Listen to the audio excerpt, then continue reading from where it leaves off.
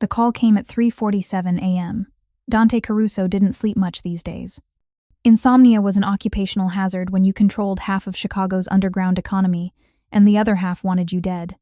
He sat in his penthouse office, reviewing security reports from his network of legitimate businesses, the restaurants, the construction company, the import-export operation that laundered more money than it moved merchandise. His private cell phone, the one only 5 people had the number to, vibrated against the mahogany desk. Unknown number.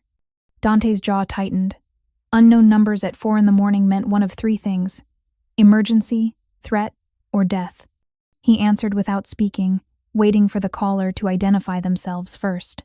If you're enjoying this story so far, don't forget to hit the like button and subscribe. Drop a comment telling me where in the world you're watching from. I love hearing from you. Is this Dante Caruso? A woman's voice. Professional, slightly harried. Who's asking? This is Northwestern Memorial Hospital. I'm calling because we have a patient here, Emma Rossi, and the name hit him like a physical blow. Emma. Christ, Emma. What happened? The words came out harsher than intended. Is she hurt? A pause on the other end, the nurse clearly not expecting that reaction. No, Mr. Caruso. She's not hurt. She's in labor. The world tilted slightly on its axis. Labor. Emma was in labor. She listed you as the father on her intake forms, the nurse continued, her tone carefully neutral. We're calling because she's asking for you. The baby is coming soon. Dante stood without conscious thought, his mind already calculating. Emma Rossi, 28 years old, pastry chef at his flagship restaurant, Sebastiano's. 5'4" with wild auburn curls and green eyes that had seen through every carefully constructed wall he'd built around himself. The woman he'd fallen for against every rule he'd set for himself. The woman who had disappeared from his life 8 months ago without explanation. I'll be there in 15 minutes, he said, already moving toward his bedroom. Tell her I'm coming. He disconnected and shouted for Marco, his head of security. The big man appeared in seconds, already alert despite the hour. Northwestern Memorial, now. Full detail. Marco's eyebrows rose fractionally, the closest he ever came to showing surprise. Sir? Someone I need to see. Dante was already pulling on a black suit, his movements precise despite the chaos in his mind. Could be a trap, could be legitimate. Either way, we go prepared. 10 minutes later, 3 black SUVs pulled out of the underground garage of his River North building, cutting through Chicago's empty pre-dawn streets with the kind of speed that suggested they owned the road, which, in many ways, they did. Dante sat in the back of the middle vehicle, his mind racing faster than Marco's driving. Emma was having a baby.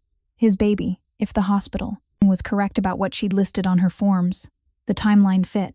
Their last night together had been 9 months ago, give or take. That night in his private office at Sebastiano's after everyone else had gone home. The night she'd finally let him past her defenses, when he'd shown her parts of himself he'd never revealed to anyone.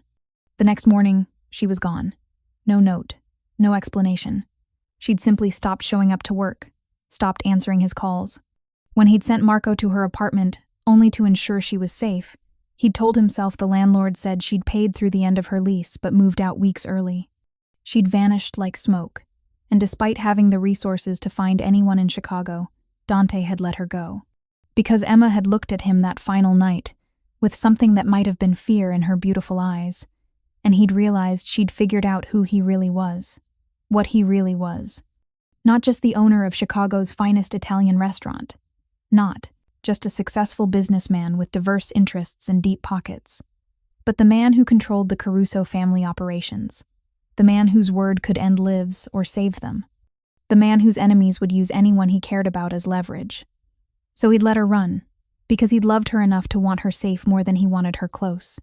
And now she was in a hospital, having his child, asking for him. The SUVs pulled up to Northwestern Memorial's main entrance, with the subtlety of a military operation.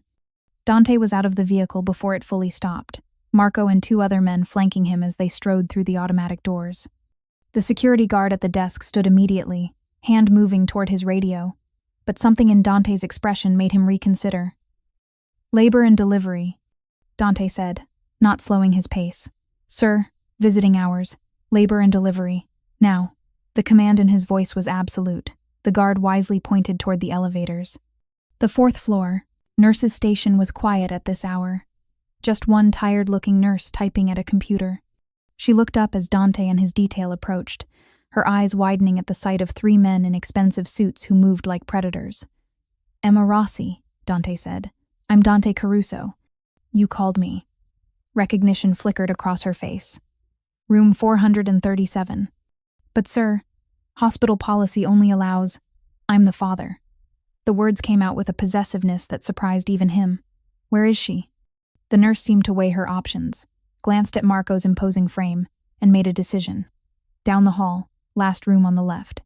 "She's between contractions right now, but—" Dante was already moving. Room 437 was partially open, soft lighting spilling into the hallway. He paused at the threshold, suddenly uncertain in a way he hadn't been since he was 16 years old, standing over his father's killer with a gun in his shaking hands. Then he heard her voice. "I don't care what the form says, I shouldn't have listed him. He shouldn't be here. Miss Rossi, we've already called him. He's on his way." The nurse's voice was patient, soothing. "Now let's focus on your breathing. Another contraction is coming." Emma's response was lost in a gasp of pain that sent Dante through the door without further hesitation. She was in the hospital bed, her hair darkened with sweat and plastered to her forehead, her face pale except for 2 spots of color high on her cheeks. She wore a faded hospital gown that had probably been washed 1,000 times, and she had never looked more beautiful to him. Her eyes found his immediately, and he watched a cascade of emotions cross her face. Shock, relief, fear, something that might have been longing. Dante. His name was barely a whisper. He moved to her bedside, aware of the nurse stepping back to give them space, of Marco taking up position outside the door. All of it faded as he took in every detail of her face, cataloging the changes 8 months had brought. Emma. He wanted to touch her, to take her hand, to pull her against him and never let go. Instead, he kept his hands at his sides, giving her control. "I'm here. You came."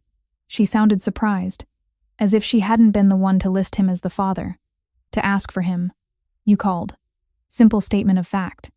A contraction hit her, and her whole body tensed, her hand gripping the bed rail so hard her knuckles went white.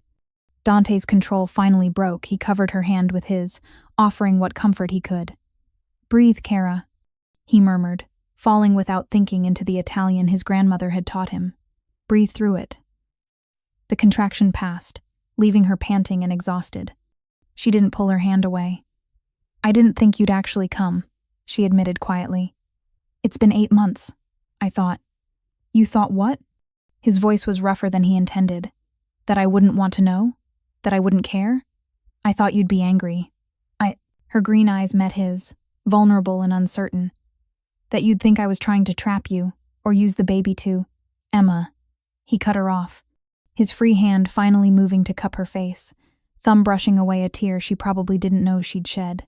"I have spent 8 months wondering where you went, why you left, if you were safe." His jaw tightened. "I let you go because I thought that's what you wanted. What you needed to be safe from my world." Understanding dawned in her eyes. "You knew." "That I figured it out. I knew."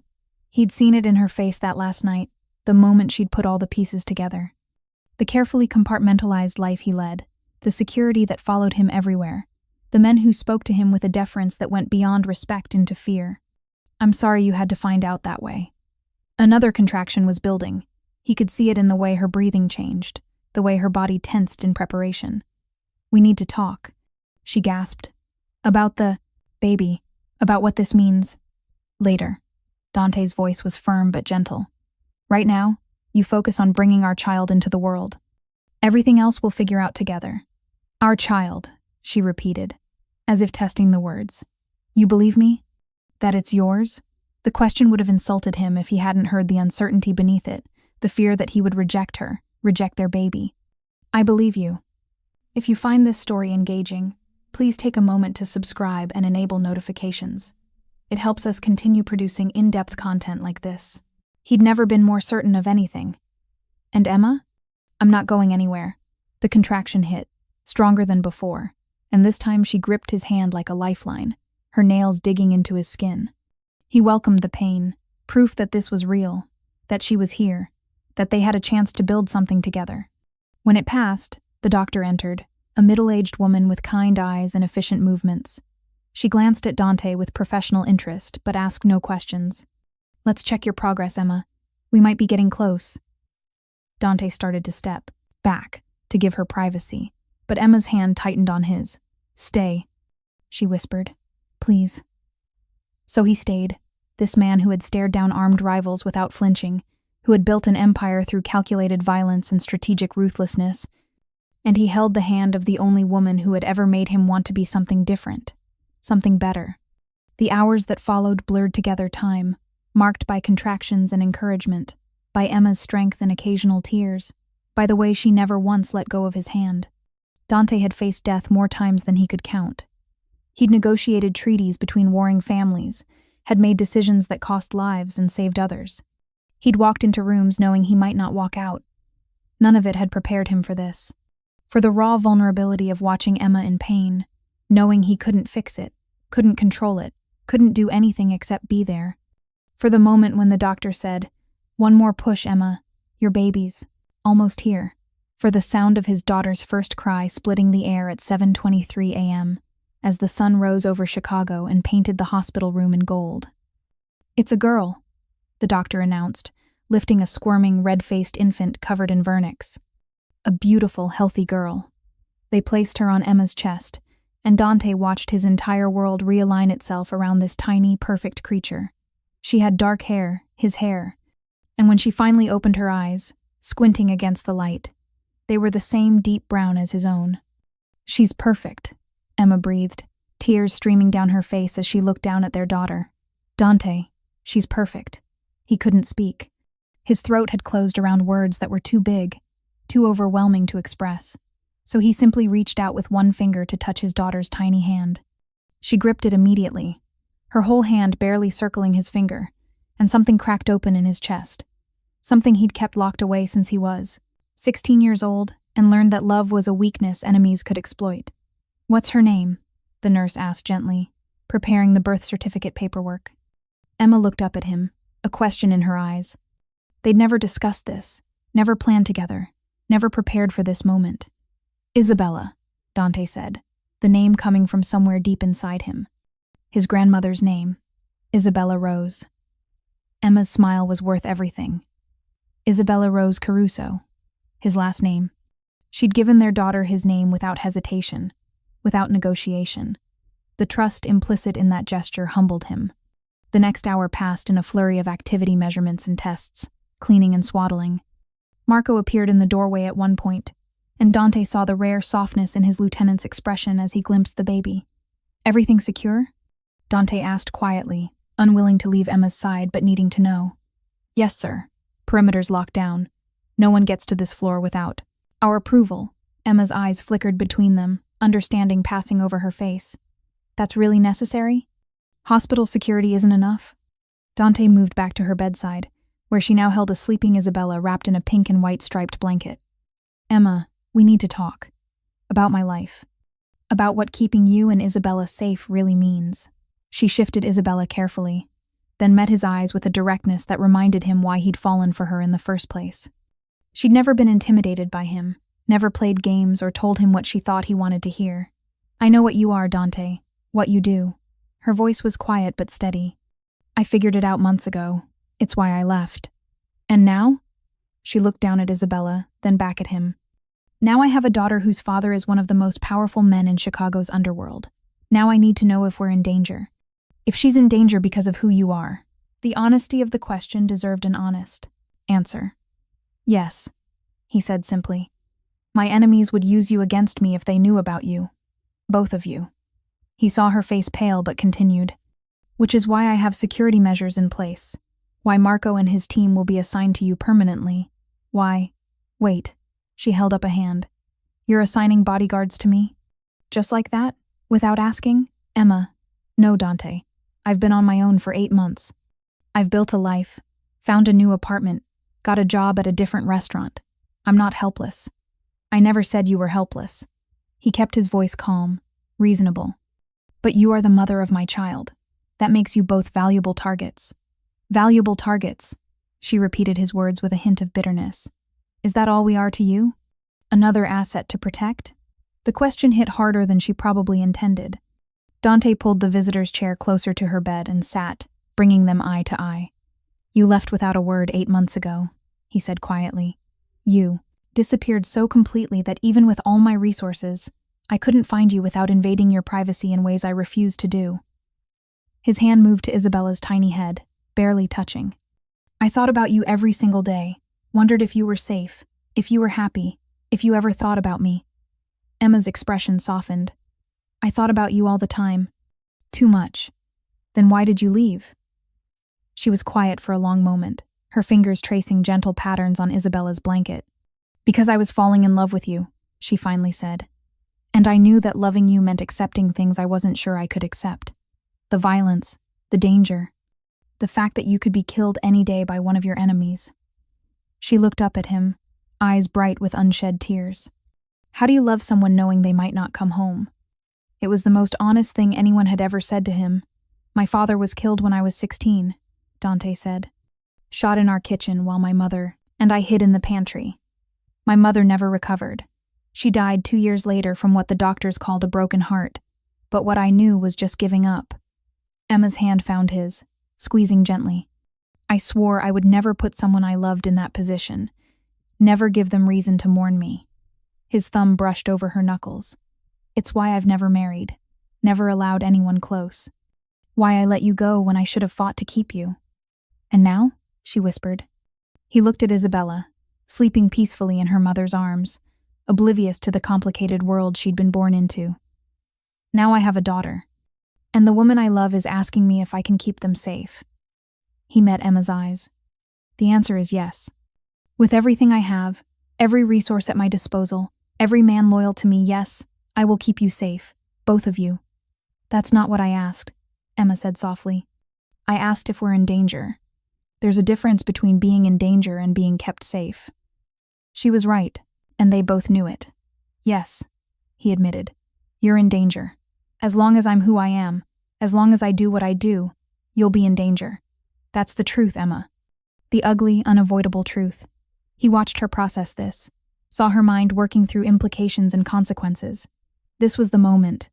She could tell him to leave, to stay out of their lives, to send child support, but nothing else. Okay, she said finally. Dante blinked. Okay? I'm not saying I accept everything. I'm not saying I'm comfortable with your world. Emma adjusted Isabella against her chest. But I'm saying I won't keep your daughter from you. She deserves to know her father. It wasn't everything he wanted, but it was more than he dared hope for. Thank you, he said simply. A nurse knocked softly on the doorframe. I'm sorry to interrupt, but Miss Rossi needs rest, and we need to move her to a recovery room. Dante stood immediately. I'll arrange for a private suite, the best you have. Dante, that's not necessary, Emma began. Yes, it is. His tone left no room for argument. You just gave me the greatest gift of my life. Let me do this. Before she could protest further, his phone buzzed. Marco's name on the screen. He stepped into the hallway, instantly alert. What is it? We might have a problem. Marco's voice was tight. Antonio Rossi just called. Says he's Emma's uncle. Says he's coming to the hospital. Dante's blood ran cold. Antonio Rossi. One of the Rossi family lieutenants. A man who worked for the Rossis, the rival family that had been pushing into Caruso territory for the past year. The family Dante had been preparing for war with. Emma's last name, he said slowly. Rossi. I never made the connection. Neither did any of us, Marco admitted. Common name. She never mentioned family in any of the background we ran on her. Dante's mind raced through implications. If Emma was connected to the Rossi family, even distantly, her relationship with him, their daughter, became a political minefield. How long until he arrives? 20 minutes. He's coming from the west side. Secure the floor. No one gets to her room without going through you first. I don't care if he's her uncle or the Pope himself. Understood. Dante ended the call and stood in the quiet hospital corridor, watching through the window as Emma gazed down at Isabella with pure love in her eyes. He'd promised to keep them safe, and he would, even if that meant going to war with the Rossi family.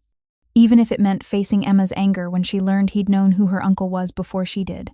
because some promises were worth any cost. And his daughter, his Isabella, was worth everything. Dante stepped back into Emma's room, carefully composing his expression. She looked up from Isabella, and he saw exhaustion starting to overtake the adrenaline that had carried her through labor. "Everything okay?" she asked, reading something in his face despite his efforts to hide. "To it. We need to talk about your family," he said, pulling the chair close again. "Specifically, your uncle Antonio." Emma's entire body tensed. "How do you know about him?" "He just called my security team. Says he's on his way here." Dante kept his voice level, watching her reactions. "Emma, why didn't you tell me your last name was Rossi? That you were connected to the family?" "Because I'm not connected," she said quickly, defensively. "I haven't spoken to any of them in over 3 years. Not since my father died and they tried to any—" She stopped, looking down at Isabella. "It doesn't matter. It matters to me." Dante leaned forward. "The Rossi family has been encroaching on Caruso territory for months. We're on the verge of war with them, and now I find out that the woman I love, the mother of my child, is blood related to them." Emma's eyes widened. "War? Dante, I have nothing to do with their business. I cut all ties when my father died. They don't even know about." She paused, realization dawning. "How did Antonio find out I was here?" "That's what I need to know." Dante pulled out his phone, texting Marco for an update. "Did you list any family on your hospital admission forms?" "No. Just you as the father." Her hand tightened protectively around Isabella. "I have no family left that matters. My mother died when I was 12, my father 3 years ago. Antonio and the rest of them can rot." The venom in her voice told him there was a story there. But before he could ask, Marco appeared in the doorway, his expression grim. "Boss, we have a situation. Antonio Rossi is in the lobby with 4 men. Hospital security is trying to stop them, but he's claiming family rights to see his niece." Dante stood, every muscle in his body coiling with tension. "Tell hospital security to keep him downstairs. I'm coming." "Dante, wait." Emma struggled to sit up straighter, wincing. "If you confront him here, you'll just make things worse. Let me talk to him." "Absolutely not." The words came out harsher than intended. "You just gave birth. You're not dealing with this." "He's my uncle," she insisted. "This is my mess." "No." Dante's voice carried the authority of a man accustomed to absolute obedience. "You and Isabella are mine now. That makes this my responsibility." Fire flashed in Emma's green eyes. "I am not yours, Dante Caruso. And you don't get to make decisions for me just because we have a child together." They stared at each other, the air between them crackling with tension. Marco cleared his throat diplomatically. "Boss, decision time. Rossi is getting agitated." Dante turned back to Emma, forcing himself to speak more calmly. "I'm not trying to control you, Kara. I'm trying to protect you. There's a difference." "Then explain to me why my uncle showing up is such a threat," Emma said. "What aren't you telling me?" He made a split-second decision. If they were going to do this, raise a child together, build any kind of life, it had to be built on honesty. 3 weeks ago, the Rossi family made a move on one of my shipments. They killed 2 of my men and stole $500,000 worth of merchandise. He saw her flinch, but continued. "Last week, they approached several of my legitimate business owners, offering protection if they switched their loyalty. 2 accepted. The others came to me. And you killed the 2 who betrayed you," Emma said quietly. "It wasn't a question. I handled it," he said carefully. "The point is, the Rossi family and the Caruso family are in active conflict. Your uncle showing up here, now, knowing about you and Isabella, it's not a coincidence." Understanding and horror warred on Emma's face. "You think he's going to use us as leverage against you?" "I don't know what he's planning, but I'm not taking chances with your safety or our daughters." Emma looked down at Isabella, who had started to fuss, tiny fists waving. She lifted the baby to her shoulder, rubbing, her back with practiced movements that suggested maternal instinct had kicked in immediately. "I left them 3 years ago for a reason," she said finally. "When my father died, Antonio tried to force me to marry one of his associates. Said it was my duty to the family, that it would strengthen their alliance with another organization." Her voice hardened. "I refused. Ran instead. Changed my phone number, moved to a different part of the city, got a job under the table at a small bakery until I had enough experience to apply at Sebastiano's." Dante's hands clenched into fists. He tried to sell you. Essentially, yes. Emma met his eyes. I haven't spoken to any of them since. I thought I'd covered my tracks well enough that they wouldn't find me. They didn't find you, Marco interjected from the doorway. They found him. Someone must have seen you two together back when you were at Sebastiano's. They've been watching the boss, saw us converge on the hospital, and put the pieces together, which means they know about Isabella, Dante said grimly. Which makes both of you targets. Before Emma could respond, Dante's phone rang. Unknown number from the hospital's main line. He answered, Yes. Mr. Caruso? An unfamiliar male voice, smooth and dangerous. This is Antonio Rossi. I believe we need to have a conversation about my niece and her circumstances. We have nothing to discuss, Dante said coldly. Oh, I think we do. Antonio's voice carried a hint of amusement. You see, Emma is family. Rossi blood. Which means that baby she just delivered? That's Rossi blood too. My family has certain expectations about how our bloodline is raised. Dante's vision actually hazed red for a moment. You have no claim to them, don't I? Emma's father was my brother. That makes me Isabella's great-uncle. I have legal rights. You have nothing. Dante cut him off. Emma is an adult who cut ties with your family years ago. She owes you nothing. And my daughter, he emphasized the possessive, will never be part of your world. Your daughter? Antonio's laugh was harsh. You put a baby in my niece, Caruso. That changes things between our families. We should discuss terms, arrangements. Perhaps this situation could benefit us both. The implication was clear. Antonio saw Isabella as a bargaining chip, a way to leverage a truce or alliance between their families.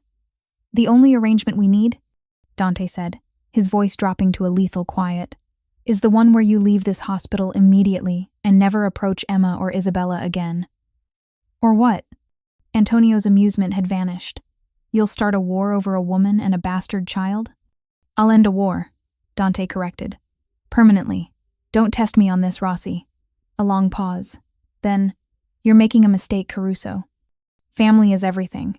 Emma will realize that eventually, and when she does, she'll come back to us, with your daughter. The line went dead. Dante looked at Marco. Is he leaving?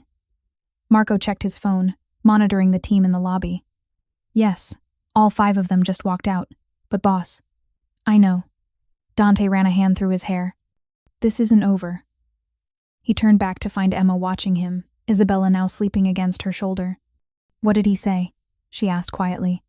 Dante considered lying, softening the truth, but he'd promised honesty. He sees Isabella as Rossi blood, wants to negotiate terms for her upbringing, suggested we could use the situation to broker some kind of alliance. Emma's face went white. He wants to use our daughter as a political tool. Yes. And what did you tell him? That it would never happen. That you and Isabella are under my protection. He moved closer, his voice gentling. Emma, I need you to understand something. Antonio won't give up easily. The Rossi family operates on the principle that blood obligation trumps everything. They'll see you as a runaway who needs to be brought back into the fold. And Isabella is not theirs, Emma said fiercely. She's ours, mine and yours. I know that, but they won't see it that way. Dante sat on the edge of her bed, careful not to jostle them, which is why I need you to trust me, to let me keep you safe. By doing what? Emma asked. Assigning bodyguards? Putting us in a safe house? Controlling where I go and who I see? If necessary, yes. That's not a life, Dante. That's a prison. It's temporary, he insisted.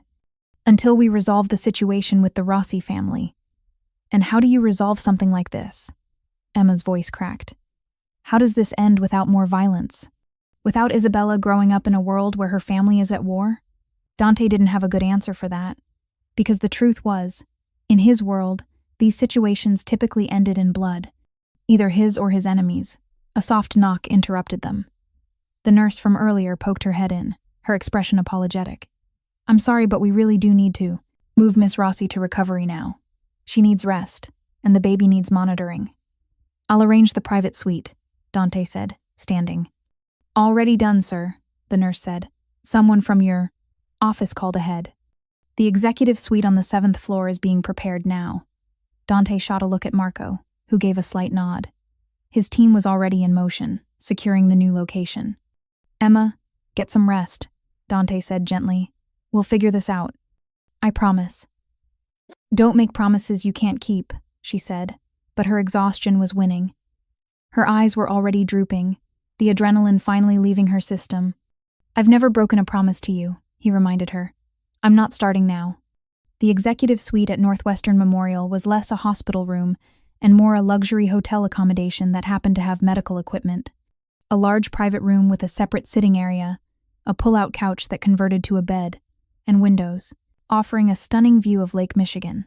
Marco had positioned 2 men at the elevator, 2 at the stairwell, and 1 directly outside the suite door.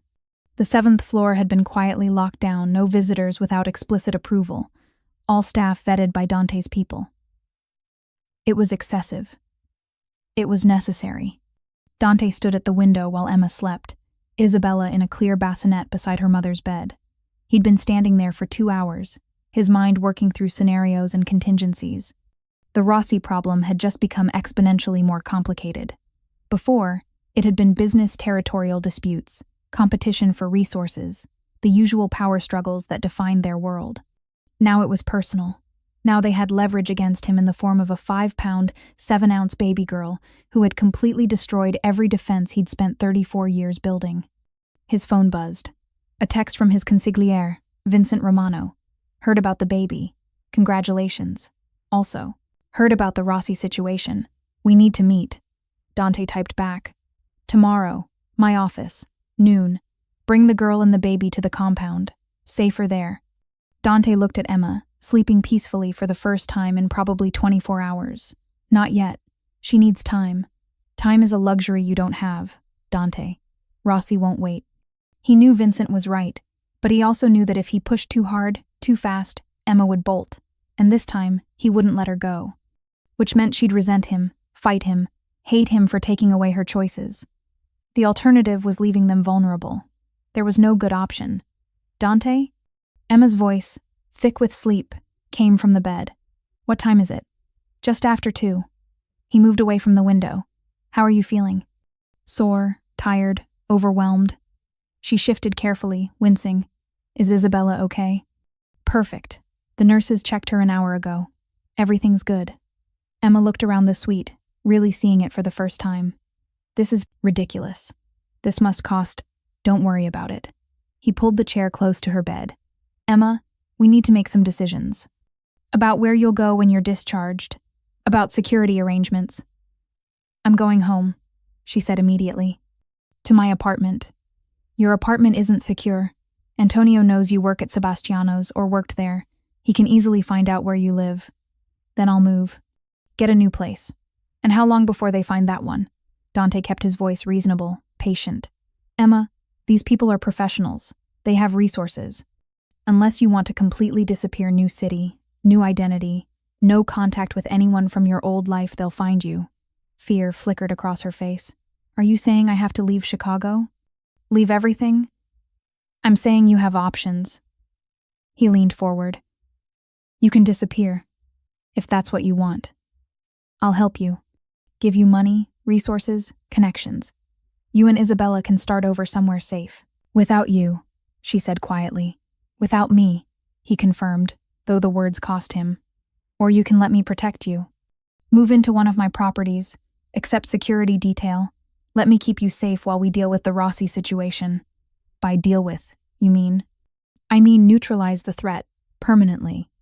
Emma was quiet for a long time, her hand resting on Isabella's bassinet, gently rocking it. "There's no third option?" she finally asked. "No way where I keep my independence and you keep us safe without us being together?" The question hurt more than it should have. "You want to raise Isabella separately? Co-parent from a distance?" "I don't know what I want," Emma admitted, tears suddenly streaming down her face. "This morning I was alone, about to have a baby by myself, terrified and trying to be brave. Now you're here, offering protection and security and making promises. And my uncle is threatening to use our daughter as a pawn in some kind of Mafia power play. I don't know how to process any of this." Dante moved from the chair to sit carefully on the edge of her bed.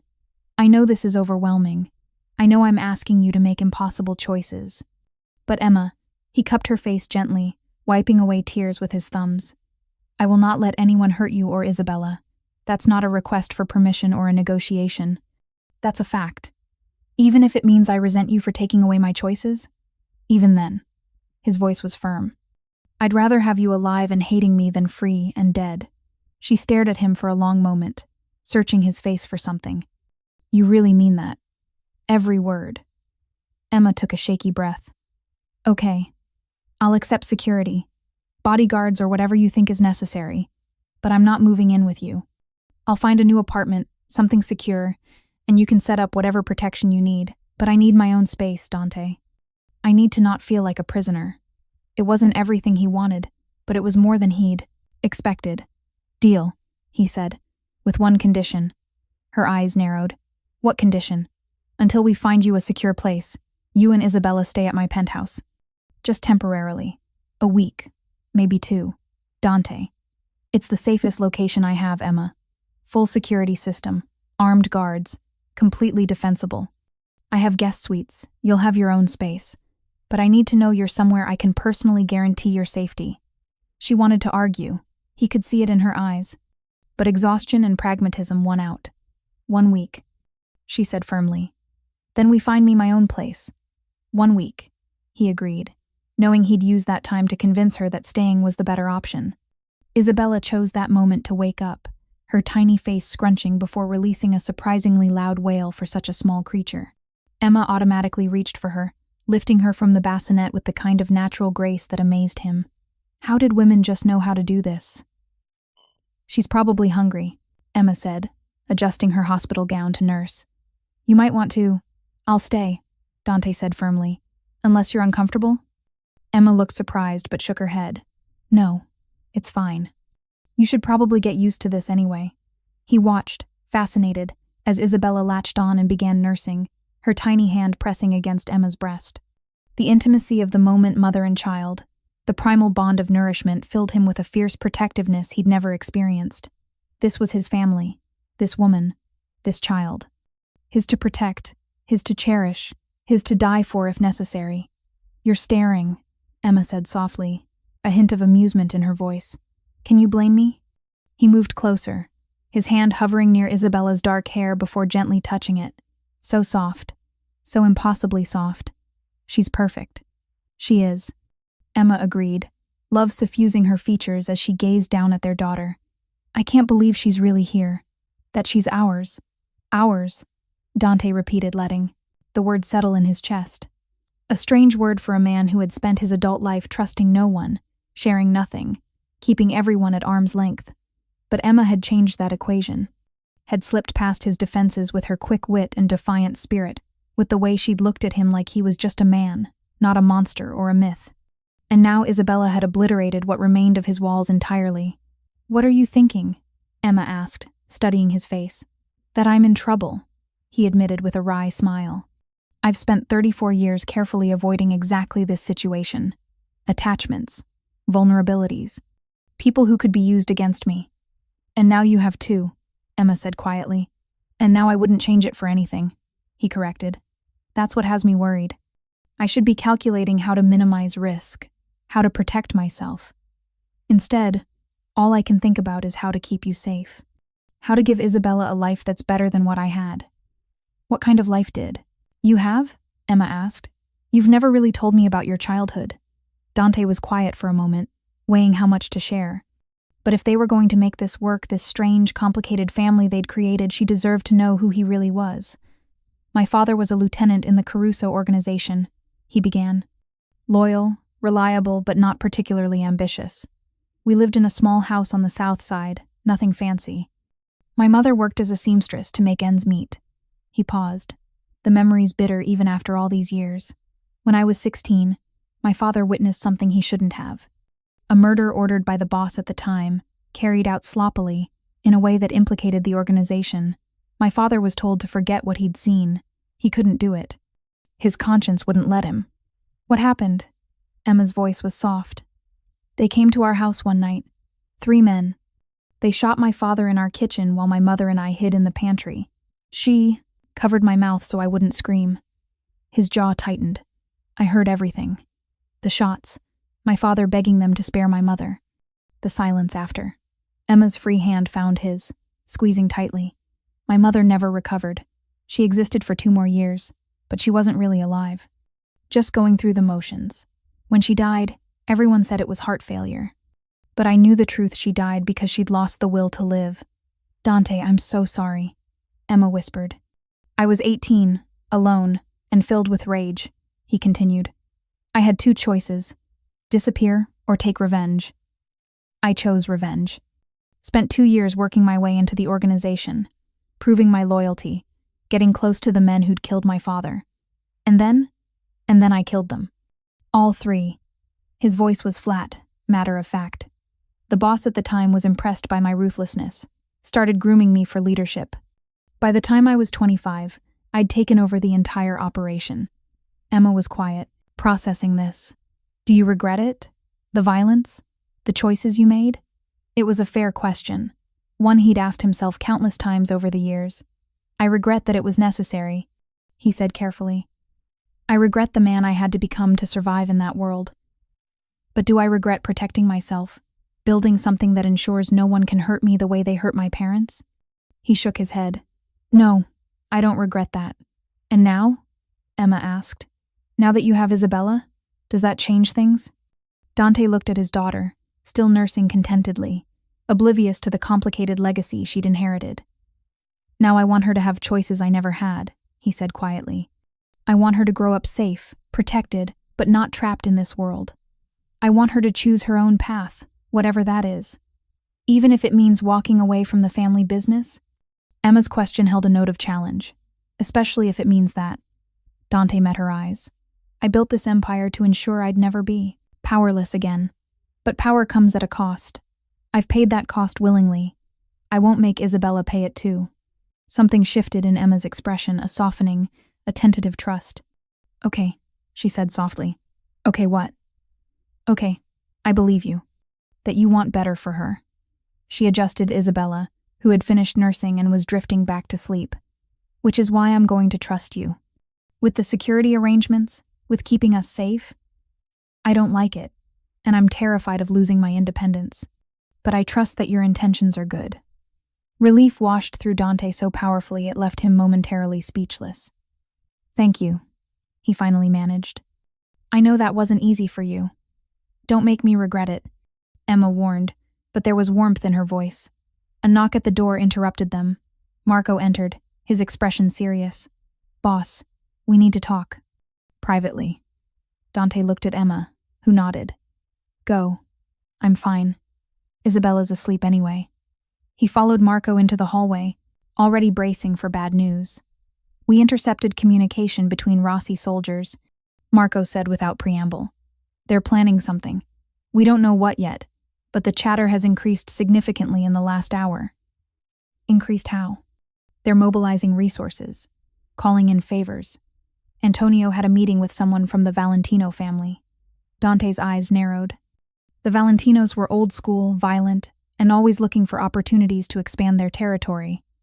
You think Antonio is trying to build an alliance? Against you? Yes.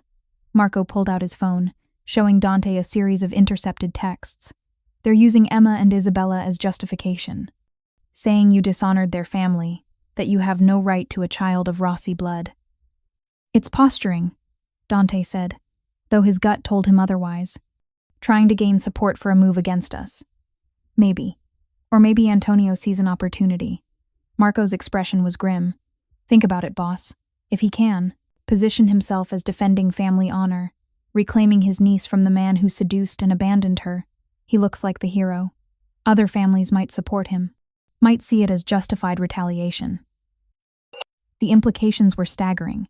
What had started as a personal situation was rapidly escalating into a potential multi-family conflict. We need to get ahead of this, Dante said, his mind already strategizing. Call Vincent. Tell him to set up a meeting with the commission. Tonight, if possible. The commission, the ruling body of Chicago's 5 major crime families, only convened for matters of significant importance. Bringing them into this would make it official, political, potentially even more dangerous. But it was necessary. You're going to appeal to the commission? Marco looked skeptical. Boss, They're not going to care about your personal life. They'll care about unauthorized conflict, Dante countered. If Antonio is making moves without commission approval, he's violating protocol. I'm within my rights to call for arbitration. And if they rule against you? If they decide Emma and the baby should go to the Rossi family? It was a possibility Dante had already considered and rejected utterly. Then the commission and I will have a problem, he said coldly. But I don't think it will come to that. Make the call, Marco. After Marco left, Dante stood in the quiet hallway, staring at the door to Emma's suite. Inside, she slept with their daughter beside her, both of them trusting him to keep them safe. He wouldn't fail them, even if it meant burning down the entire Chicago underworld to protect them. His phone buzzed. Vincent, commission meets tomorrow night, 9 p.m., Warehouse District. Come alone. Dante typed back. Agreed. 24 hours to prepare. 24 hours to build his case. 24 hours before he faced down the most powerful men in Chicago and told them that Emma and Isabella were his, and anyone who tried to take them would die. He took a deep breath and went back inside, where Emma was just waking up. Everything okay? She asked, her voice heavy with sleep. Everything's fine, he lied smoothly. Go back to sleep, Kara. I'll watch over you both. And he would. For as long as it took. For as long as they needed him. Forever, if they'd let him. The next 30 hours passed in a strange suspension of reality. Emma recovered in the luxury hospital suite, while Dante maintained a constant presence, leaving only for brief strategy sessions with his team. He learned how to change diapers with the same methodical precision he applied to everything else. He held Isabella while Emma slept, watching his daughter's tiny chest rise and fall, marveling at how something so small could completely reshape his entire world. Doctor. Patel cleared Emma for discharge on the second day, with standard postpartum instructions and a follow-up appointment scheduled for 2 weeks out, though I suspect you'll have the best private medical care available, the doctor said with a knowing smile, glancing at Dante. She will, Dante confirmed. I'm having a nurse on staff at my home. Your home, Emma repeated after the doctor left. You mean where I'm staying temporarily? Of course. That's what I meant. He didn't quite meet her eyes.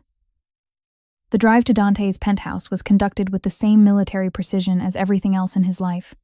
2 SUVs ahead, 1 behind, Marco in the lead vehicle coordinating with the security team already stationed at the building. Emma sat in the back of the middle vehicle with Isabella in a car seat that probably cost more than Emma's monthly rent used to. She watched Chicago pass by the tinted windows, the familiar streets now feeling foreign, dangerous in a way they never had before. What are you thinking? Dante asked from beside her. That my life changed completely in 48 hours, she said quietly. 2 days ago, I was alone, scared, about to become a single mother. Now I'm being driven through the city by bodyguards to move into a penthouse with a man I haven't spoken to in 8 months. Do you regret calling me? She looked at him, really looked at him. The sharp lines of his face, the slight stubble darkening his jaw, because he hadn't left the hospital long enough to shave properly, the exhaustion in his eyes that he thought he was hiding. No, she said honestly. I don't regret it. I'm terrified by it, but I don't regret it. Something eased in his expression. Good. The penthouse occupied the entire top floor of a River North high-rise, accessible only by private elevator that required both a keycard and biometric scan. The doors opened directly into a sprawling space of floor-to-ceiling windows, modern furnishings in black and gray, and original artwork that probably cost more than most people made in a lifetime. Guest suite is this way, Dante said, leading them down a hallway. I had it set up for you and Isabella. The guest suite was larger than Emma's entire former apartment. A master bedroom with an attached sitting room, a luxurious bathroom with a soaking tub, and, is that a nursery? Emma stared at the adjoining room that had been completely transformed in less than 2 days. A white crib, changing table, rocking chair, every piece of baby equipment imaginable. Mrs. Chen from the hospital helped with recommendations, Dante said. If there's anything missing, just tell me. Emma turned to face him, Isabella still in her arms. Dante, this is too much. All of this. It's what you need, he said simply. What Isabella needs. What we need is... She stopped, suddenly overwhelmed. The exhaustion, the hormones, the complete upheaval of her life, it all crashed down at once. Dante immediately moved closer, his hands gentle on her shoulders. Emma, what is it? What do you need? I need to not feel like I'm drowning, she whispered, tears starting to fall. I need to know that accepting. Your help doesn't mean losing myself completely. You won't, he said firmly. I promise you won't. How can you promise that? You're already making decisions, arranging my life, setting up nurseries without asking me. You're right. The admission stopped her mid-sentence. I'm doing what I do best, taking control, fixing problems. But you're not a problem to be fixed, Emma. He paused, choosing his words carefully. You're the mother of my child, the woman I love, and I'm handling this badly. The simple acknowledgement of his mistakes, the rare vulnerability, eased something in her chest. I love you too, she said quietly. That's what makes this so hard, because I want to trust you, want to believe this can work. But I'm scared, Dante. Scared of your world, scared of losing my independence, scared that loving you means accepting things I can't accept. Dante pulled her gently into his arms, careful not to crush Isabella between them. Then we figure it out, together. No more unilateral decisions. We talk, we compromise, we build something that works for both of us. Really? She looked up at him. Because you're not exactly known for compromise. A slight smile touched his lips. I've never had a reason to before. Now I do. He pressed a kiss to her forehead. 2 reasons. Isabella chose that moment to wake up with an indignant wail, as if protesting being left out of the conversation. Someone wants attention, Emma said, automatically starting to rock her. I'll get her bassinet from the living room, Dante said. You should rest. The nurse will be here in an hour to check on you both. After he left, Emma sat in the rocking chair, nursing Isabella and looking around the carefully prepared nursery. Everything was perfect, too perfect. Like a stage set of what a baby's room should look like, created by someone with unlimited resources but no actual experience with children. But he was trying. That had to count for something. Her phone buzzed. She'd almost forgotten she still had it, had barely looked at it since going into labor. Now she saw a string of missed calls and texts, mostly from friends from her old job, a few from acquaintances, and one from a number she didn't recognize, sent just an hour ago. Emma. It's your Uncle Antonio. We need to talk about your daughter, about family obligations. Call me. Ice flooded her veins. She deleted the message immediately, but the damage was done. He had her number, which meant he could find her anytime he wanted. Emma? Dante appeared in the doorway, his expression immediately sharpening. What's wrong? She handed him her phone, showing him the deleted message still visible in her trash folder. His jaw turned to granite. When did this come? An hour ago, while we were in the car. Her arms tightened around Isabella. How did he get my number? The hospital forms, Dante said grimly. He probably charmed some nurse into giving him information, or paid someone. He pulled out his own phone. Marco, we have a breach. Antonio Rossi has Emma's cell number. Yes, I know. New phone, new number, distribute it only to approved contacts. He turned back to Emma. You'll have a new phone within the hour. Different number, unlisted, untraceable. This is really my life now, Emma said quietly. Changing phone numbers, looking over my shoulder, wondering who might be watching. Temporarily, Dante insisted. I'm meeting with the commission tonight. Once they rule on the situation. The commission? She stared at him. What commission? Dante had the grace to look uncomfortable. The ruling body of the 5 families. I've called for arbitration regarding the Rossi family's claims on you and Isabella. You've called for... Emma stood up, careful not to jostle the baby. When were you planning to tell me this? I'm telling you now. After you'd already arranged it. Her voice rose, and Isabella started fussing. Emma forced herself to speak more, calmly. Dante, this is exactly what I was talking about. Making decisions that affect me without including me. This is about protection. This is about control. She corrected. You're going to some kind of Mafia tribunal to discuss my life, Isabella's life, without even asking me first. Because there was no time, Dante said. His own frustration showing. Antonio is making moves, building alliances, positioning himself to take you and Isabella by force if necessary. The commission is the only way to stop this without all-out war. And what happens if they rule against you? Emma demanded. What if they decide that as a Rossi, I belong with the Rossi family? That won't happen. But what if it does? Dante moved closer, his voice dropping to deadly serious. Then I'll take you and Isabella somewhere they can never find you. New identities, new country, complete disappearance. I will not let them take you. The absolute certainty in his voice should have frightened her. Instead, it was oddly comforting. When is this meeting? She asked. Tonight. 9 o'clock. I want to come. Absolutely not. The words were immediate, reflexive. It's my life they're discussing. Emma insisted. I have a right to be there. Emma, these men. Dante stopped, choosing his words carefully. They're dangerous. They don't see women as equals in these discussions. Having you there could weaken my position. Or it could strengthen it, she countered. Show them that I'm not some helpless victim to be traded between families. That I'm a person with my own will, my own choices. It's too dangerous. Then make it safe. Emma settled Isabella in her bassinet, then turned to face Dante fully. You say you want to compromise, to include me in decisions. Prove it. Let me have a voice in what happens to my own life. She could see the war playing out behind his eyes, his instinct to protect warring with his promise to include her. His need for control battling against his respect for her autonomy. Fine, he finally said, but you stay in the car with Marco. You don't enter the building. If things go badly, he drives you straight to O'Hare where my jet will be waiting. Agreed, Emma said, sensing that was the best compromise she'd get. Dante pulled her close, pressing a kiss to the top of her head. You're going to be the death of me, you know that? Better me than your enemies, she said lightly. But neither of them laughed. The warehouse district at night was exactly what Emma expected from every movie about organized crime she'd ever seen. Abandoned buildings, dim streetlights, shadows that seemed to move on their own. Marco drove them in a black sedan, unremarkable and untraceable. 2 other vehicles had gone ahead, and 2 followed behind, all coordinating through earpieces and encrypted communications. Remember, Dante said as they approached the designated meeting point. You stay in the car. No matter what you hear or see. I remember, Emma assured him.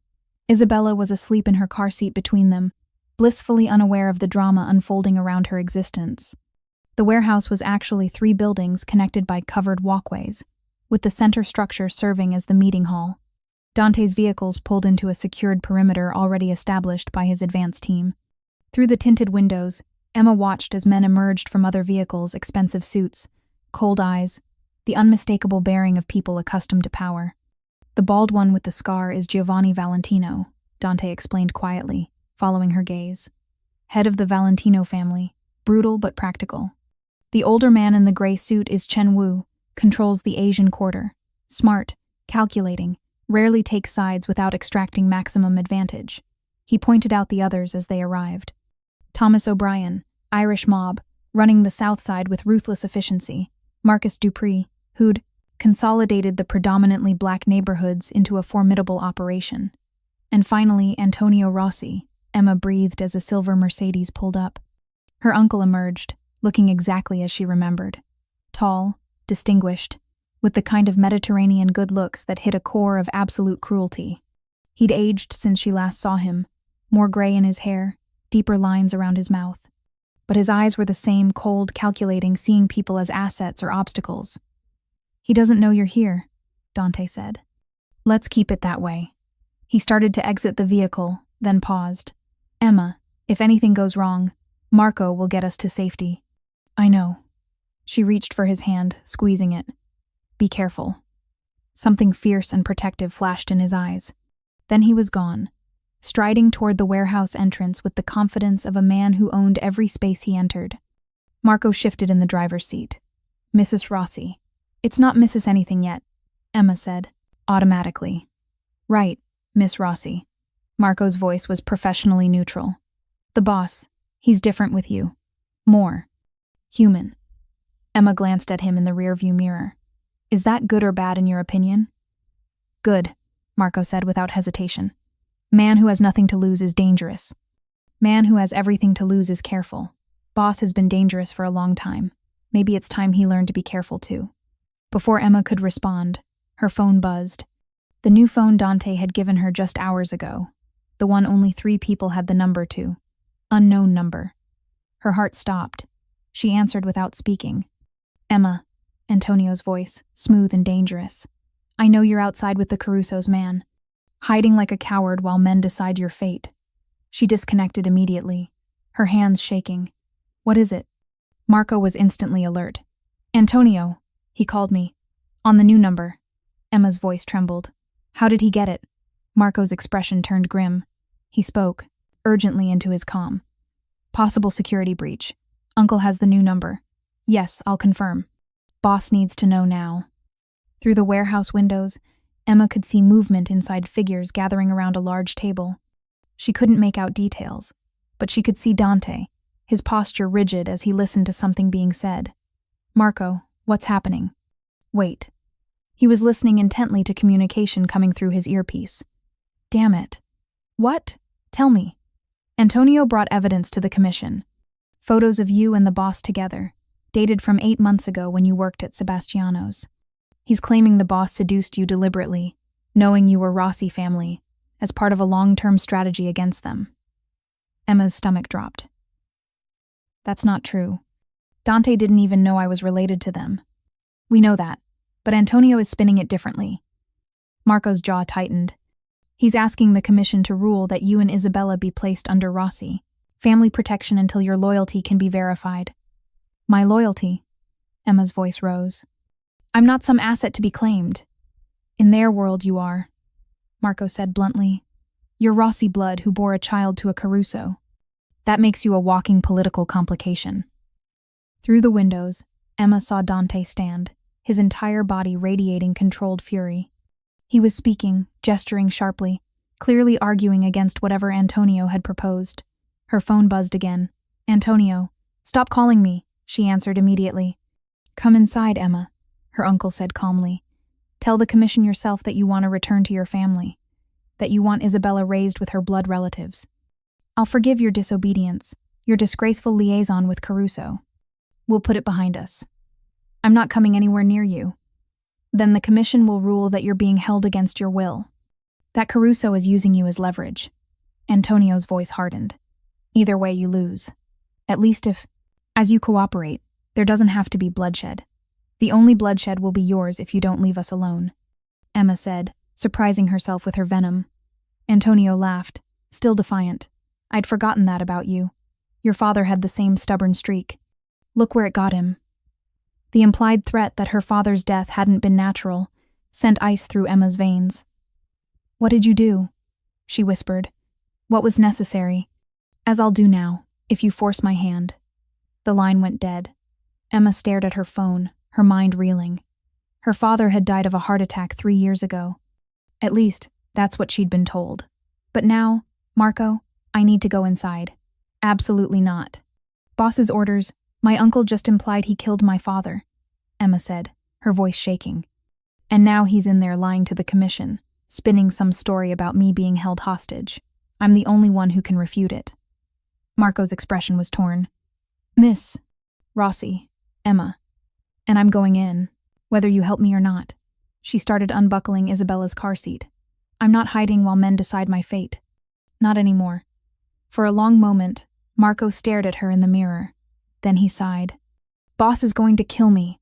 Get in line, Emma muttered, carefully lifting the car seat. Let's go. The warehouse interior was exactly what she expected. Concrete floors, exposed beams, a large table in the center where 6 men sat in judgment. Dante stood at one end, his hands clasped behind his back in a posture of forced calm. Antonio stood at the other end, looking entirely too pleased with himself. Every head turned as Emma entered, Marco at her shoulder.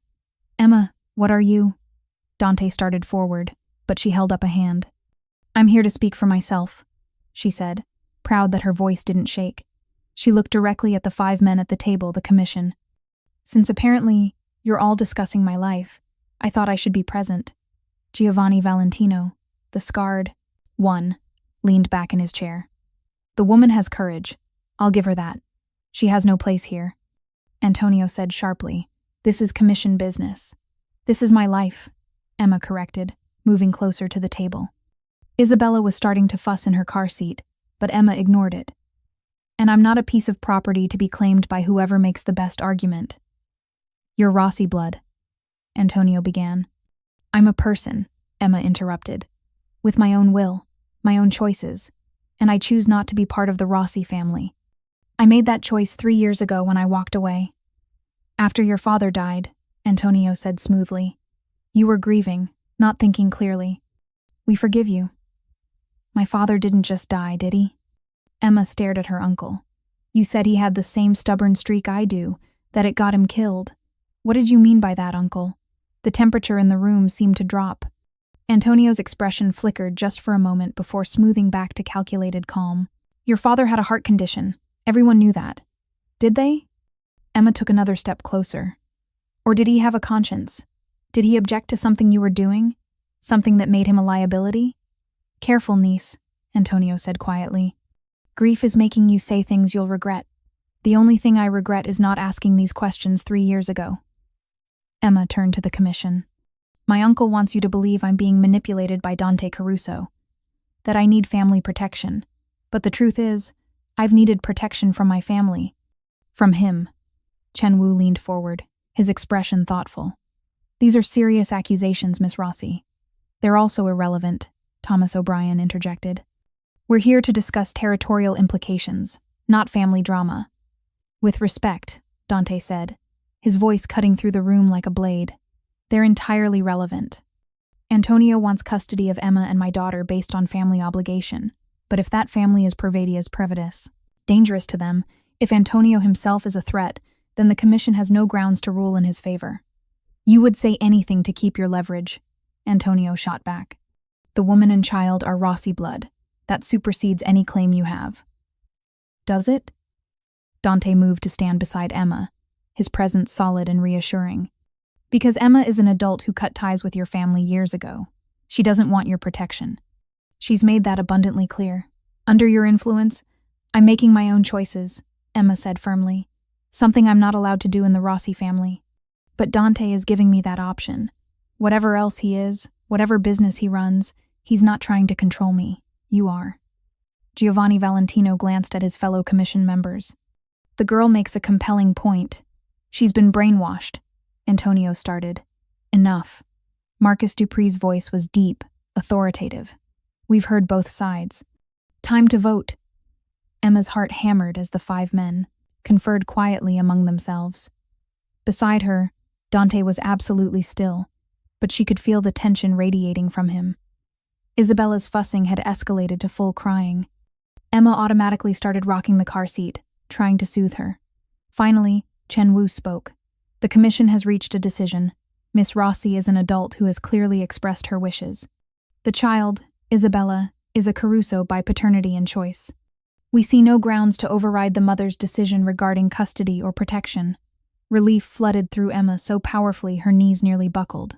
However, Giovanni added, his scarred face stern, we also recognize that Miss Rossi is of Rossi blood. Antonio, you may petition for supervised visitation rights. But any attempt to claim custody or force Emma to return to your family will be considered a violation of this ruling. Supervised visitation? Emma turned to Dante. I don't want him anywhere near. Can be arranged through neutral parties, Chen Wu said smoothly. Or never exercised at all, if Antonio chooses not to pursue it. The point is, you maintain autonomy. The child remains with you. Case closed. This is unacceptable, Antonio said, his control finally cracking. She belongs to my family. The commission has ruled, Thomas O'Brien said flatly. Do you intend to challenge that ruling, Rossi? The implied threat was clear. Challenging the commission meant going against all 5 families. It was suicide. Antonio's face had gone red with suppressed rage. His eyes locked on Emma, and she saw pure hatred there. This isn't over, he said quietly. Family is everything, Emma. You'll learn that. And when you do, when Caruso shows his true colors, don't come crying back to us. I won't, Emma said with absolute certainty. Antonio stormed out, his men following. The remaining commission members stood, clearly considering the matter settled. Caruso, Giovanni said as they prepared to leave. Keep your house in order. We've ruled in your favor today. Don't make us regret it. You won't, Dante assured him. After the commission departed, the warehouse emptied rapidly, leaving only Dante, Emma, Marco, and a handful of Dante's security team. You shouldn't have come inside, Dante said, but there was no heat in it. You could have been hurt. I had to, Emma said. He was lying about me, about us. I couldn't let him control the narrative. Dante pulled her into his arms, careful not to disturb Isabella. You were magnificent. Terrifying and magnificent. I was terrified, she admitted, finally allowing herself to shake now that it was over. But you did it anyway. He pressed a kiss to her hair. That's courage, Cara. Marco cleared his throat diplomatically. Boss, we should move.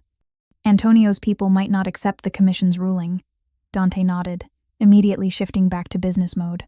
3-vehicle convoy. I want eyes on all approaches to the penthouse. Emma and Isabella in the middle car, with me. As they prepared to leave, Emma's phone buzzed one more time. She almost ignored it, but something made her check. A text from an unknown number. The commission may have ruled, but family blood is forever. Watch your back, niece. Accidents happen. She showed it to Dante, whose expression turned murderous. That's a direct threat, he said quietly. After the commission's ruling, that's grounds for retaliation. What are you going to do? What I should have done months ago when he first encroached on my territory. Dante's voice was cold, flat, the voice of the man he became when violence was necessary. I'm going to end this, permanently. Dante. No, Emma. He turned to face her fully. You heard him. He threatened you and Isabella directly. I will not allow that threat to exist. And what does ending it mean? Emma demanded. You're going to kill him? Start a war? I'm going to make it clear that touching you or our daughter means death. He cupped her face in Ella's hands. I know you don't like this side of me. I know it frightens you. But this is who I am. What I do. And I will not apologize for protecting what's mine. Emma stared into his eyes, seeing the truth of what Marco had said earlier. A man with nothing to lose is dangerous. But a man protecting everything he loves? That man was unstoppable. Be careful, she finally said. Isabella needs her father. I need... She stopped, unable to finish the sentence. You need what? Dante prompted gently. You, she whispered. I need you. As much as I've tried not to, as much as I've told myself I could do this alone, I need you. Something in Dante's expression cracked open, revealing a vulnerability she'd rarely seen. And I need you, he said roughly. Both of you. More than power, more than control, more than anything I've built or fought for. You're my family now, Emma. And I protect my family. Always. He kissed her then, hard and desperate and full of promises neither of them could voice. When they broke apart, Isabella was wailing, clearly displeased at being ignored. She has strong opinions, Emma said with a watery laugh, lifting the baby from her car seat. She gets that from her mother, Dante said dryly. The drive back to the penthouse was tense but uneventful. Marco kept up a constant stream of communication with the other vehicles and the security team at the building, ensuring no surprises waited for them. Once inside, with Isabella finally settled and sleeping, Emma collapsed onto Dante's massive couch. I can't believe that just happened, she said. I just testified in front of a crime syndicate tribunal about my custody rights. You were incredible, Dante said, sitting beside her. The way you stood up to Antonio, called him out in front of the commission. I was terrified the entire time. Being brave means being terrified and doing it anyway. He pulled her against his side.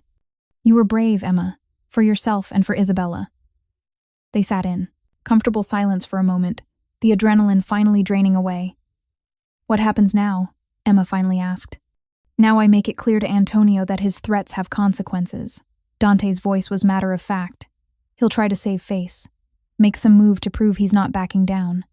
But after that, he shrugged. He'll either accept reality or face the consequences. And those consequences involve violence. Probably. Dante didn't sugarcoat it. This is my world, Emma. This is how disputes are settled. She was quiet for a long moment, processing. I'm not going to pretend I'm comfortable with it.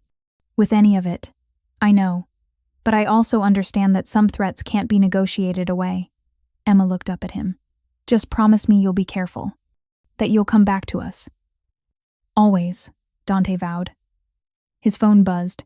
He checked it, his expression hardening. What is it? Antonio just tried to hit one of my warehouses. My people repelled them, but 2 of his men are dead. Dante stood, already moving toward his office. The war's starting, whether we want it or not. Emma felt cold. How long will it last? As long as it takes. He paused at the doorway. Get some rest, Kara. You're safe here. I promise. But as Emma sat alone in the vast penthouse, holding her sleeping daughter, she wondered if safety was even possible in Dante Caruso's world, or if loving him meant accepting that danger would always be part of their lives. The next 72 hours were a blur of activity that mostly happened outside Emma's awareness. Dante was gone more than he was present, returning only for brief periods to check on them before leaving again to handle business. Emma knew what that meant. The war with the Rossi family had begun in earnest. She learned to read the signs. When Dante returned with blood on his shirt never his own, he assured her. When Marco appeared with a bandaged arm and refused to explain what happened. When the security team doubled, then tripled, until the penthouse felt less like a home and more like a fortress. And through it all, Isabella remained blissfully unaware, following the simple rhythms of newborn life, sleeping, eating, occasionally staring at Emma with those deep brown eyes that were so like her father's. On the fourth day, Emma woke to find Dante sitting in the nursery, watching Isabella sleep. He still wore his suit from the night before, rumpled and showing signs of a long evening. There was a cut above his left eyebrow, recently cleaned but not bandaged. You're hurt, Emma said softly from the doorway. It's nothing. He didn't look away from their daughter. Emma moved closer, perching on the arm of his chair. How bad is it? The war? We're winning. His voice was flat, emotionless. Antonio made his move. We countered. Now he's scrambling to salvage his position. At what cost? Dante finally looked at her, and the exhaustion in his eyes was staggering. Does it matter? The alternative is letting him take you and Isabella. It matters to me, Emma said quietly. How many people have died in the last 4 days? Emma, how many, Dante? His jaw tightened. 7. 3 of mine, 4 of his. 7 people dead, because Antonio Rossi couldn't accept the commission's ruling. 7 families destroyed because Emma had chosen to list Dante as Isabella's father on a hospital form. This is my fault, she whispered. No. Dante stood abruptly, pulling her to face him. This is Antonio's fault. His pride, his need to control you, his inability to accept that you have autonomy. None of this is on you. But if I hadn't called you, then you would be in danger without protection. Isabella would be vulnerable to whatever Antonio decided to do with her. His hands tightened on her shoulders. You made the right call, Emma. The only call. She wanted to believe him. But the weight of 7 deaths sat heavy on her conscience. When does it end? She asked. Soon. Something dark flickered in his expression. I'm meeting with Antonio tomorrow. One final negotiation. And if he doesn't accept your terms, then it ends another way. Dante's voice was cold, final. Emma understood. If Antonio refused to accept peace, Dante would kill him, end the threat permanently. I don't want you to have to do that, she said. For Isabella's sake, if not for mine. I don't want her growing up knowing her father killed her great-uncle, even if he was a terrible person. Then pray Antonio sees reason, Dante said quietly. Because I won't sacrifice your safety or our daughters for moral peace of mind. The meeting was set for the following evening, neutral ground at a restaurant owned by the Valentino family. Giovanni Valentino himself would moderate, ensuring that both sides adhered to basic rules of engagement. Emma watched Dante prepare with the same meticulous care he brought to everything. Armored vest beneath his shirt, just a precaution. Multiple weapons, carefully concealed. A comm link to Marco and the security team positioned around the restaurant. I want to come, Emma said, knowing what his answer would be. No, Dante. Emma, I can negotiate more effectively knowing you and Isabella are safe here. Please. He cupped her face in his hands. Let me do this without worrying about you. She nodded reluctantly. Just come back to us. Wild horses couldn't keep me away. He kissed her, deep and desperate.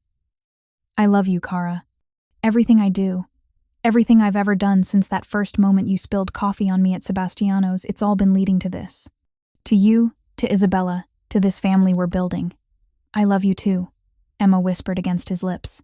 So come back to us. Be careful, be smart, but come back. After he left, Emma found herself pacing the penthouse with Isabella in her arms, unable to settle. The nurse Dante had hired, a kind woman named Carol, tried to get her to rest, but Emma couldn't. Somewhere across the city, the man she loved was facing down her uncle, negotiating the terms of their future. And all she could do was wait. Time crawled. 8 o'clock became 9, then 10. Emma's phone stayed silent. She resisted the urge to call, knowing Dante needed to focus. At 10:47, her phone finally buzzed.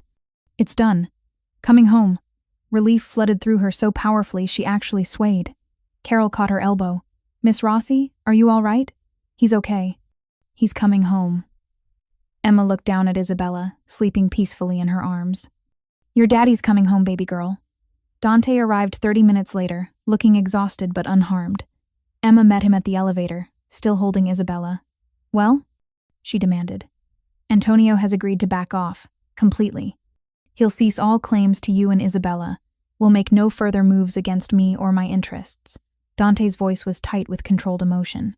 In exchange for what? Territory, money, his pride, essentially. Dante moved to the couch, sinking down heavily. He gets to save face by claiming he negotiated favorable terms, even though we both know I could have destroyed him. Emma sat beside him, adjusting Isabella against her shoulder. So it's really over? It's really over. Dante finally allowed himself to relax, his hand coming up to gently touch Isabella's dark hair. We're safe. All of us. Emma felt tears prick, her eyes relief, exhaustion, the cumulative stress of the past week finally releasing. Hey, Dante said softly, pulling her against his side. It's okay, we're okay. I know, it's just... She couldn't find the words. Everything she'd been holding together, every fear she'd suppressed, every moment of terror over the past week, it all came crashing down at once. Dante simply held her, one arm around her shoulders, the other hand gentle on Isabella's back. His family, his life, everything that mattered. When Emma finally calmed, she pulled back to look at him. What now?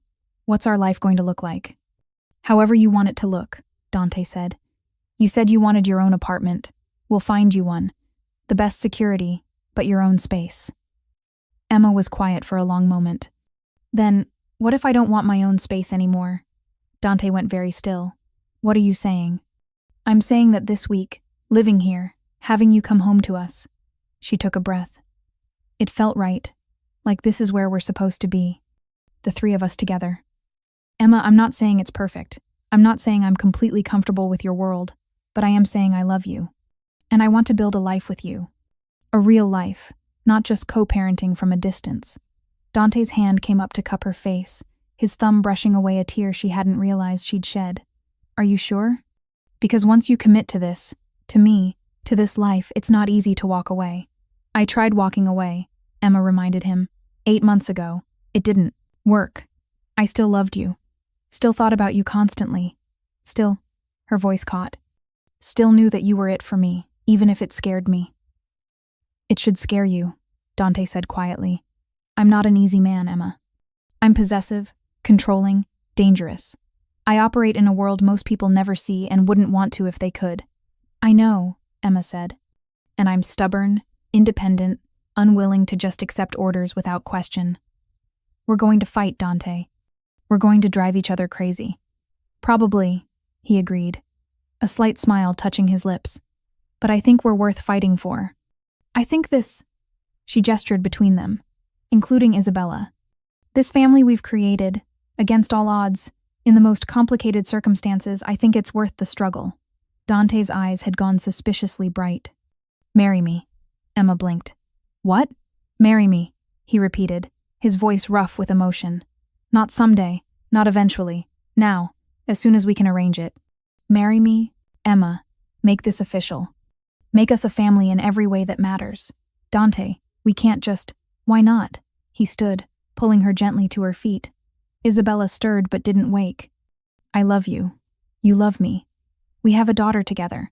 What are we waiting for? Common sense? Emma suggested, but she was smiling. Overrated. Dante moved closer, careful not to wake Isabella. Say yes, Cara. Say you'll marry me, be my wife. Let me spend the rest of my life keeping you and Isabella safe and loved and frustrated with my controlling tendencies. Emma laughed. A genuine laugh that felt like sunlight after a long storm. When you put it that way, how can I refuse? Is that a yes? That's a yes, Emma confirmed. I'll marry you, Dante Caruso. God help me, but yes. He kissed her then, deep and claiming, a promise of forever sealed with passion. When they broke apart, Isabella chose that moment to wake fully, her indignant cries suggesting she was quite displeased at being ignored during fruit. Such an important moment. She's going to be a handful, Emma said, automatically starting to rock her. Like her mother, Dante said affectionately. I wouldn't have it any other way. As Emma nursed Isabella while Dante made calls to arrange a quick, private wedding ceremony, she reflected on the strange journey that had brought them here. A phone call at 3 a.m., a hospital room, a tiny baby who had changed everything. This wasn't the life she'd planned. It wasn't safe or simple or conventional, but it was theirs. Messy and complicated and built on a foundation of love strong enough to weather any storm. And that, Emma thought as Dante returned to sit beside her, his hand gentle on their daughter's head, was enough. More than enough. It was everything. Thank you so much for watching until the end. If you loved this story, check out the other videos on your screen now. I think you'll really enjoy them. And don't forget to subscribe if you haven't already. See you in the next story.